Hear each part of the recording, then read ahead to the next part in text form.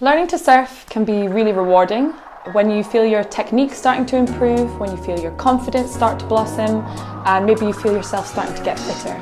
But learning to surf is not a linear progression from beginner to advanced. You might find that you plateau or you get stuck, and we know from experience that can be really frustrating. So in this video, we've put together the top 5 tips to help you move past this plateau and do it in a really time-efficient way. And the last tip in this video is something that you might not think to do, but it's really, really useful.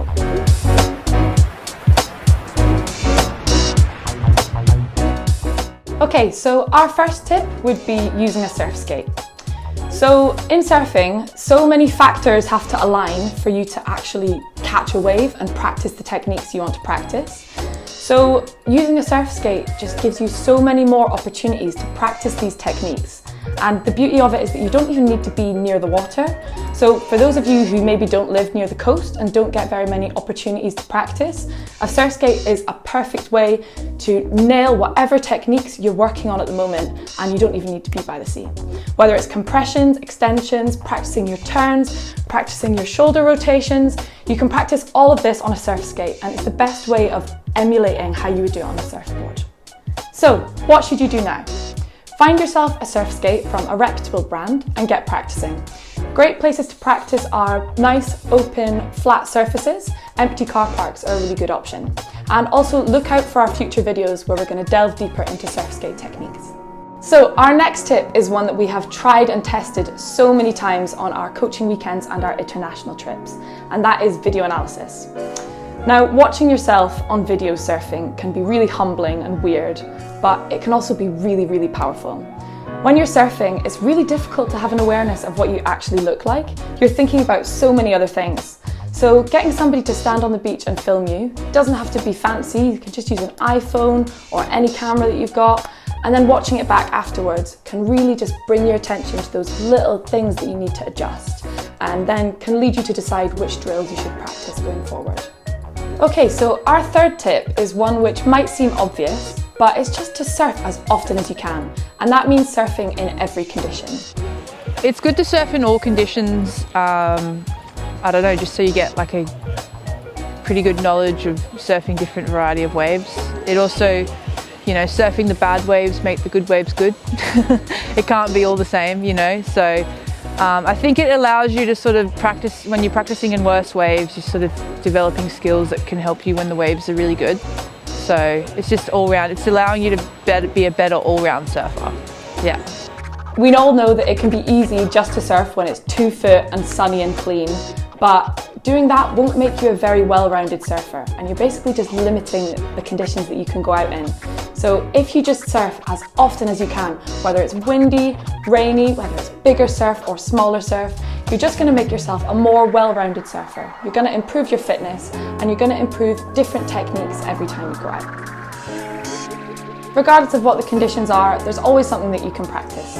For me, if I see that the surf's really big and you know what, maybe I don't fancy going out, maybe I'll just practice my duck diving. That's a skill that could always do with improving. So there's always little things that you can practice on, even if you're just improving your paddle fitness.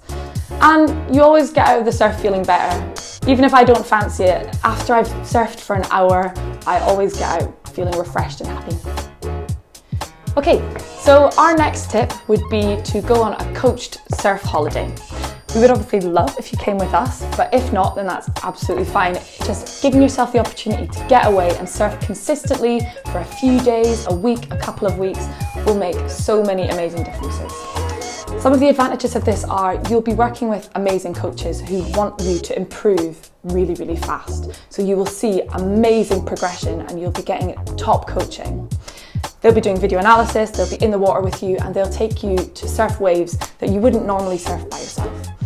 Another advantage of this is, like I mentioned before, you'll be surfing waves that you wouldn't normally get the opportunity to surf, which is going to make you a more well-rounded surfer. Also, you're going to be in the sun, surfing in a bikini. So that's obviously just lovely. You get a better range of motion when you're surfing, but also you can get a nice suntan. Another amazing thing about going on a surf holiday is that you will make lifelong friends. We know this from our surf weekends and our international trips, and my trips abroad surfing that I've done, I'm still in touch with some amazing people and it's so special. So So yeah, going on a surf holiday is just a great way to drastically improve your surfing, explore a beautiful new place and meet some cool new people. Right, so we mentioned earlier about getting stuck when you're learning to surf, and one of the main places we see people get stuck is when they're just not standing up fast enough to keep progressing. So our final tip is one that you're not going to like me very much for, but it is going to make such big improvements, and that is doing push-ups. Honestly, if somebody can do loads and loads of push-ups, then that just means that their pop-up will be strong and explosive and fast.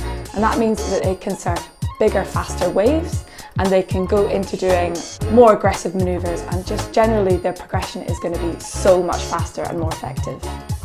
Okay, so what to do now? Just set yourself a challenge to do 10 push-ups every night.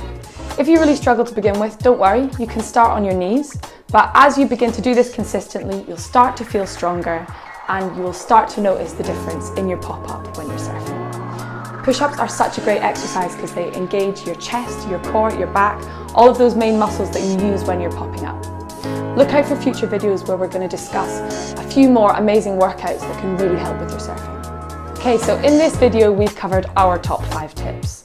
Using a Surfscape, video analysis, surfing consistently and often, going on a surf holiday and doing push-ups. Now these are just our top 5 tips that really work for us.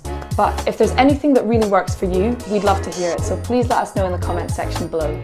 And we look forward to seeing you in the water soon. For more surf tutorials, product reviews and lifestyle videos, hit the like and subscribe button, and for all information on our international trips and coaching weekends, visit the website womenawavesociety.com.